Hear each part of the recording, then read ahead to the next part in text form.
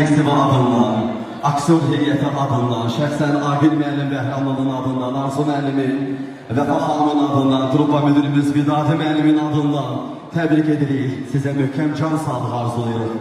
Afaq xanım, sizin səhnədə var olmağınız akademik musiqi teatrının yaşaması deməkdir. Hər zaman gənclərə dəstək olan, hər zaman aksiyonlara təkan olan və bugünkü gündə də bizim geniş səhnədə müsahib olmağımızda zəmin yaradan böyük sənətkar. Allah sizin olsun. Allah ailənizin olsun. Əhməd müəllimlə həyatın bu keşməkeşli, məşəqqətli yollarında hər zaman birgə olayasınız, bir olasınız. Gün o gün olsun, Bəşiri, Əhməd Paşanın toy məclisinə yığılaq. Onlar üçün gəlin gətirəsiniz. O xoş günü hamılıqla bərabər bir yerdə yaşayaq qeydilər və ürəyindən süzülür gələn sözləri istəyirəm sizə ünvanlayım.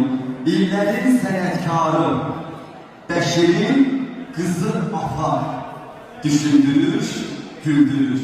Deyir, kədər qüssəni yomaq, nə lazım üzümüzdə düyünlənsin qaşqabaq. Şaqraq görək, qəşq edək, ömrümüzü uzadaq. Söylü, Suğra, Zəhranı sevdik, həm də Aykanı. Darşınbəyim rolunda danışdırdı Susanı. Afaq xanım, sizin kimi sənətkar çıraqla da tapılmaz. Bu sənətdə izdoydunuz. Afaq təkrar olunmaz.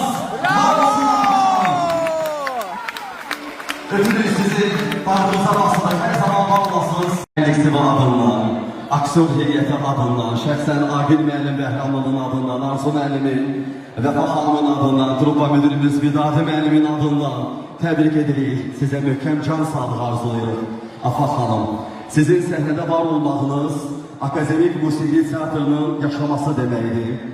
Hər zaman gənclərə dəstək olan, hər zaman aksiyonlara təkan olan və bugünkü gündə də bizim geniş səhnədə müsahib olmağımızda zəmin yaradan böyük sənətkar. Allah sizin olsun. Allah ailənizin olsun. Əhməd müəllimlə həyatın bu keşməkeşli, məşəqqətli yollarında hər zaman birgə olayasınız, bir olasınız.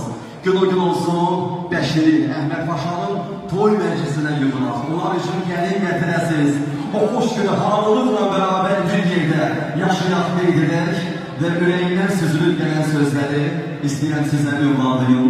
İllərin sənətkarı Bəşirin qızı Afar düşündürür, güldürür. Deyir, kədər qüssəni yomaq, nə lazım üzümüzdə düyünlənsin qaşqabaq. Şaqraq görək, qəşq edək, ömrümüzü uzadaq. Söylü, Suğra, Zəhranı sevdik, həm də Aykanı. Darşınbəyim rolunda danışdırdı Susanı. Afaq xanım, sizin kimi sənətkar çıraqla da tapılmaz. Bu sənətdə izdoydunuz. Afaq təkrar olunmaz. Öpürük sizi, bağrınıza basılır, hər zaman bağlasınız.